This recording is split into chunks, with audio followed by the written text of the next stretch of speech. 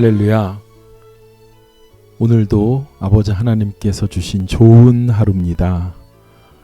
어제는 아버지 하나님께 감사로 하루를 잘 마감하셨는지요? 오늘도 주님께 감사로 하루를 여는 귀한 우리 세비세 가족들과 제가 되기를 소원합니다. 오늘 함께 나누실 하나님의 말씀은 로마서 1장 5절에서 7절까지의 말씀입니다. 제가 봉독해 올리겠습니다. 그로 말미암아 우리가 은혜와 사도의 직분을 받아 그의 이름을 위하여 모든 이방인 중에서 믿어 순종하게 하나니 너희도 그들 중에서 예수 그리스도의 것으로 부르심을 받았느니라. 로마의 하나님의 사랑하심을 받고 성도로 부르심을 받은 모든 자에게 하나님 우리 아버지와 주 예수 그리스도로부터 은혜와 평강이 있기를 원하노라. 아멘. 예수님께서 우리에게 구원의 은혜를 주셨습니다. 육신으로는 다윗의 혈통으로 나셨고 성결의 영으로 죽은 자 가운데서 부활하셔서 능력으로 하나님의 아들이 되셨지요. 그리고 우리를 그의 몸을 다 주셔서 구원하셨습니다. 그리고 그 예수 그리스도로 말미암아 바울 목사님은 사도가 되었습니다. 오늘 본문에 바울 목사님은 우리가 은혜의 사도의 직분을 받았다고 말합니다. 그 우리는 바울 목사님뿐만 아니라 수많은 사도들도 함께 이야기하는 것일 겁니다.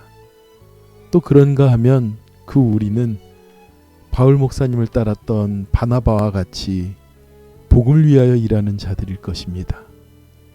그들이 예수 그리스도의 이름을 위하여 모든 이방인 중에 믿었다고 말합니다. 그들이 믿는 믿음은 목숨을 건 믿음이었습니다. 세상에 있는 모든 가치관과 세상에 있는 모든 세상의 것들을 의지하여 나간 것이 아니라 영원한 것, 영생을 주는 것, 그리고 죽음도 초월하여 아버지 하나님께서 주신 그 교귀한 것을 그들은 믿었기에 순종하여 나갔다고 말합니다. 그 믿음의 순종은 순교도 두려워하지 않게 하였고 그 믿음의 순종은 세상에 두려울 것이 없는 그런 놀라운 아버지 하나님의 일을 위하여 움직이는 자들로 그들을 세웠습니다. 그러면서 바울 목사님은 우리들에게 권면합니다. 너희도 그들 중에서 예수 그리스도의 것으로 부르심을 받은 자니라. 예수 그리스도의 것. 우리는 세상을 살면서 나의 인생, 나의 삶, 나의 가진 것, 나의 소유, 특별히 내 삶에 대하여 평안하고 안락하고 행복하기를 원하는 자들입니다. 그런데 여러분들에게 물어보고 싶습니다. 내 인생, 내 삶, 내 가진 소유를 위하여 열심히 매일매일 같이 일하고 살지만 정말 여러분들의 것이 있습니까? 코로나라는 바이러스, 눈에 보이지 않는 이 바이러스만으로도 온 세계가 두려워 떨고 우리는 하나님께서 허락지 않으면 하루도 내일이 내 것이라고 말할 수 없는 우리들인데 우리가 움켜쥐었던 많은 물질들과 내가 생각했던 세상의 평안이 나의 것이라고 말할 수 있을까요? 아버지 하나님께서 우리에게 고귀한 인생을 주셨지만 우리를 살리신 것, 그리고 우리를 영원까지 구원하신 것, 그것은 내 것이 아니라 모두 예수 그리스도의 것입니다. 나의 나 된 것은 내가 잘나서 된 것이 아니고 내가 능력이 있어서 된 것이 아니고 내 스스로가 생겨나서 된 것이 아니고 하나님께서 우리를 사랑하시고 은혜로 구원하시고 우리를 하나님의 자녀로 삼으셔서 부르셨기 때문입니다. 교회를 부르심을 받은 자들의 모임이라고 말합니다. 에클레시아죠. 그 부르심을 누가 불렀습니까? 하나님께서 바로 우리를 부르신 것입니다. 바울 목사님은 로마에서 하나님의 사랑하심을 받고 성도로 부르심을 받은 모든 자들에게 하나님 우리 아버지와 예수 그리스도로부터 은혜와 평강이 있기를 원한다고 말합니다. 그 당시 로마에서 예수를 믿는 것은 고통스러운 일입니다. 핍박받는 일입니다. 죽음을 각오한 일입니다. 죽음에 두려워 떨며 살아야 되는 그들에게 평강이 있을 수 있을까요? 그런데 바울 목사님은 담대하게 말합니다. 그런 모든 자들에게 아버지 하나님과 예수 그리스도로부터 은혜와 평강이 있을 것이라고요. 맞습니다. 우리의 인생, 우리의 삶에 은혜와 평강을 주시는 분은 오직 예수님밖에 없으십니다. 나는 주님의 것입니다라는 그런 귀한 책을 쓴 천정은 자매님이 계십니다. 이분은 2012년 10월에 유방암 말기 판정을 받습니다. 그런데 1년 반 동안 기적적으로 항암의 부작용 없이 암이 깨끗하게 치료를 받는데요. 1년 반 후에 암이 재발되는, 그리고 그 암이 이미 뼛속으로 다 들어가 있기 때문에 고칠 수 없다라는 판정을 받습니다. 이 자매님이 처음에 암을 치료받고 암 환자들에게 복음을 전하는데 3기까지 치료하시고 너무너무 고통스러운 3번의 재발이 있었던 분에게 복음을 전하는데, 그래도 당신은 나았으니까 그런 말을 하는 거지 하며 복음을 잘 받아들이지 않더랍니다. 그런데 그러한 말을 듣고 나서 이 자매님이 암 환자들에게 복음을 전하는 것이 두렵고, 그리고 전도할 수 있는 일이 막막하고 어렵게 생각이 됐다고 그래요. 그러나 그 자매님에게 암이 재발됩니다. 그리고 80번이 넘는 항암 치료를 받게 되고 육신의 고통은 말로 할 수 없었을 것입니다. 그런데 이 자매님이 이런 고백을 합니다. 하나님, 암은 저에게 선물입니다.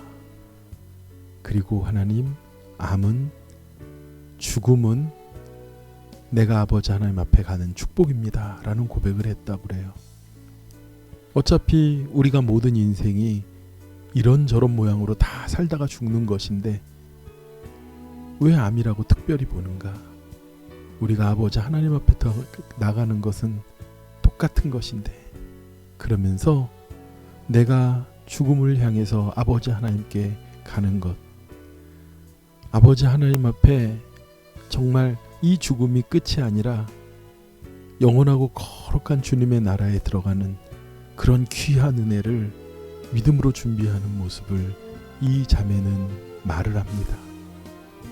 그러면서 분명 죽음의 순간이 오면 두렵고 놀랄 것이지만 성경에는 우리에게 평안이라고 쓰여 있다고 말을 합니다. 어떤 순간에도 늙어서 죽거나 어떻게 죽거나 결론은 똑같은데 그 죽는 과정에서 암은 안 된다라고 생각하지 않는다고 얘기해요. 아플 수 있지만 아플 때에만 어떤 마음을 알 수 있고 가장 정직할 수 있었다고 얘기합니다. 그러면서 입으로 주여 주여 하는 것이 아니라 정말 아버지 하나님 앞에서 마음으로 돌이켜 주님께만 속한 자가 될 수 있도록 고백이 되었다 그래요. 그래서 나는 사나 죽으나 주님의 것입니다라고 고백을 했습니다. 오늘 바울 목사님이 우리에게 그렇게 말하잖아요. 우리는 다 주님의 것으로 부름받았다고요. 바울 목사님은 믿음으로 살아가는 우리에게 말합니다. 우리가 암이 걸렸든지 건강하든지 어떠한 형편에 있든지 가난하든지 우리는 주님의 것으로 부르심을 받았고 그리고 주님께서 우리에게 은혜와 평강을 주십니다. 하나님, 내가 내 것이라고 생각하고 내 인생을 내 마음대로 힘겹게 살아가는 것이 아니라, 그래서 정말 이 거친 인생 가운데 내가 평강을 잃어버리고 사는 것이 아니라, 하나님, 오늘 나는 주님의 것으로 주님을 바라보며 살아갑니다. 오늘도 나에게 은혜를 부어주세요. 오늘도 나에게 말할 수 없는 그리스도의 평강으로 함께하게 하여 주시고, 아버지 하나님, 오늘 하루도 아버지 하나님으로 인해 승리하며 평안하게 살아가도록 주님 축복하여 주세요라는 고백이 저와 여러분에게 있기를 축원합니다. 기도하겠습니다. 하나님, 감사합니다. 우리가 감사의 계절, 감사절을 맞아 있지만 하루에도 수십 번씩 두렵고 염려되고 내 인생과 내 삶을 어떻게 살아가야 할까 근심되어 살아갔던 우리들을 용서하여 주시옵소서. 우리를 구원하신 주님, 나를 살리신 그 아버지 하나님, 또 우리는 주님 안에 속해 있는데 세상에 속한 사람처럼 염려하고 근심했던 나를 내려놓게 하여 주시고, 하나님, 사나 죽으나 우리는 주님의 것입니다. 아버지 하나님, 이 믿음 더욱 굳세게 하여 주시옵시고, 그리스도의 복음을 위하여 살아가되 주님께서 주시는 말할 수 없는 은혜와 평강이 우리에게 임하게 축복하여 주시옵소서. 모든 은혜를 감사드리며 예수님의 거룩하신 이름으로 기도드렸습니다. 오늘도 주님 앞에서 굳건히 일어서는 하루가 되게 해달라고 우리 함께 기도합니다.